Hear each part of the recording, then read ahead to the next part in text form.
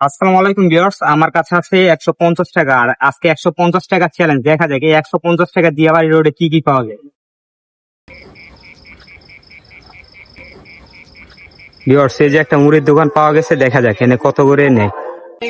হ্যাঁ, মুড়ি কত করে আর ফুচকা কত? ফুচকা হলো 50 টাকা প্লেট, মুড়ি 20 টাকা থেকে শুরু 60 টাকা পর্যন্ত। ও আচ্ছা, এক প্লেট ফুচকা দিবেন 50 টাকার, আর 20 টাকার করে দুইটা ঝালমুড়ি। ঠিক আছে।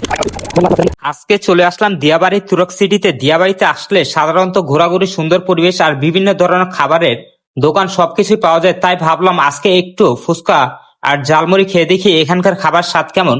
তো প্রথমে চোখ পড়লো ফুচকার দোকানে। ভাবলাম যেহেতু দিয়াবাড়িতে আছি, এখানকার ফুচকা না খেয়ে তো আর যাওয়া যায় না। কিন্তু ভাই, ফুচকার দাম শুনে আমি তো অবাক। আমাদের এলাকায় যে ফুচকা 20 টাকা দিয়ে খাই, সেই ফুচকা এখানে এই দোকানে আর কি 50 টাকা। মানে 20 টাকার ফুচকা 50 টাকা। দামটা শুনে মনে হলো ফুচকার মধ্যে মনে হয় সোনা দেওয়া আছে। পর ভাবলাম দাম যেহেতু বেশি, স্বাদও অনেক ভালো হবে, তাই 50 টাকা দিয়ে ফুচকা নিলাম। কিন্তু ভাই, ফুচকা খাওয়ার পর তো মাথায় ঘুরে গেল। দাম বেশি কিন্তু স্বাদ সেই অনুযায়ী একদমই না। সত্যি বলতে আমার কাছে ফুচকাটা তেমন ভালো লাগেনি।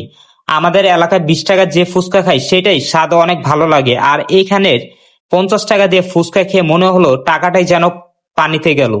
তবে একটা কথা বলি, দিয়াবাড়ির সব দোকানের ফুচকা ভালো, কিন্তু এই দোকানটার ফুচকাটা একদম বাজে। যে দোকানে খাবার খেলাম, শুধু সেই দোকানের খাবার নিয়েই আমার অভিজ্ঞতা বলছি। এবার আসি জালমুড়ির কথায়। আমাদের এলাকায় সাধারণত ডিম দিয়ে জালমুড়ি 20 টাকার মধ্যে পাওয়া যায়। ভাবলাম এখানে হয়তো 20 থেকে 30 টাকার মধ্যে হবে, কিন্তু দাম জিজ্ঞেস করার পর আবারও অবাক, ডিম জালমুড়ির দাম 50 টাকা। মানে ভাই, আমাদের এলাকায় 20 টাকা আর এখানে 50 টাকা। দাম শুনে মনে হলো জালমুড়ির সাথে বুঝি আলাদা করে বিরিয়ানি, কাবাব আর সালাদও দিয়ে দিবে, কিন্তু না।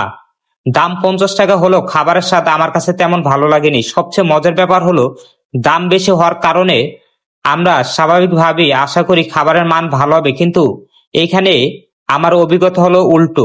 দাম বেশি কিন্তু স্বাদ সে তুলনা ভালো না। ওমর, কেমন এনে ঝালমুড়ি? ভালো না?